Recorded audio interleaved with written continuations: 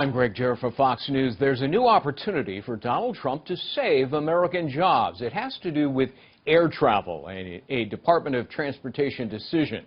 Now, the agency will allow Norwegian Air International Limited to operate in the United States using a business model that the Open Skies Agreement was designed to block. Now, critics say this poses a big threat to American flight industry jobs. It sets a precedent that will lead to the lowest possible airline labor standards in the U.S. Joining me to talk about it, Captain Greg Everhart, who is an Air Force veteran and has been an airline pilot now for 19 years. He is the communication chairman for the United Airlines branch of the Airline Pilots Association. All right, so explain this decision and your concerns and how American aviation jobs are hanging in the balance. Well, thanks for having me on, Greg. And I'm here on behalf of the airline pilots and the hundreds of thousands of U.S. aviation workers whose jobs are at risk of being outsourced overseas because our trade partners are violating the Open Skies trade agreement. And we need the Trump administration to help us by revoking the permit which was granted in December to allow them to operate. How is Norwegian Air violating the trade agreement? Good question. Their business model is called the flag of convenience, and it's the same business model that destroyed the U.S. maritime industry. And what they're doing is in direct violation of the labor protection provisions that are in the U.S. Open Skies Agreement. They're based in Norway, but they've started a company in Ireland, and they're hiring crews using Asian employment contracts. And this gives them an unfair advantage over U.S. companies. So they're trying to go on the cheap, forum shopping for cheaper jobs, increase their own profits. Does that pose any safety risks for people in America who are flying and might be using Norwegian Air? I don't know if it's less safe or more safe than U.S. aviation, but I do know that the U.S. aviation safety system is the best in the world. We have the safest pilots, the safest system, and we work every day to improve our safety record, which has been outstanding. Yeah. What can President Trump do?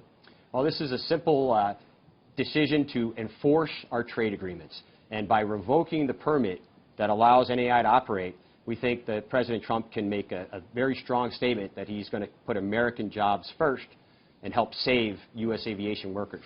What if Norwegian Air were to say, look, okay, and I think they've said this at some point in time, we'll hire, American jobs. We won't go foreign shopping in Asia.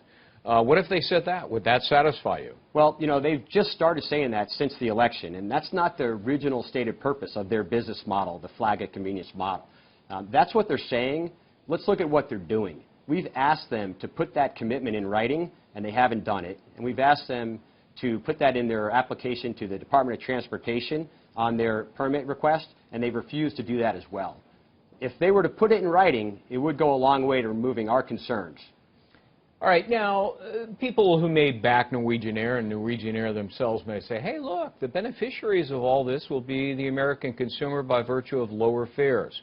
What do you make of that argument? Lower fares are a result of competition, and we're all for competition on a level playing field. Low fares are good, but low fares that are reached when they're cheating on our trade agreements and stealing U.S. jobs aren't good for America. This isn't the first time that trade deals have been violated, right? No, sir. We've got some other aviation Open Skies agreements that are with some of the Middle East countries, and they're getting unfair subsidies from their governments. And we think that's another area that can be looked at by the Trump administration. Yeah. All right. Other than speaking out as you are here, what else are you guys doing to try to get the word out to persuade the new administration, Elaine Chao as Transportation Secretary, President Trump, to take a different course? Well, we've been reaching out directly to the Trump campaign. During the transition, we reached out to them. And now that President Trump has taken office, we've been having calls to action, grassroots campaigns.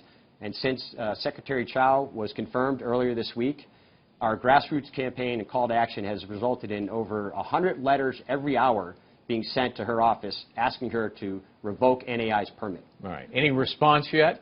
Not yet, but we're encouraged by the President's commitment to the U.S. workers.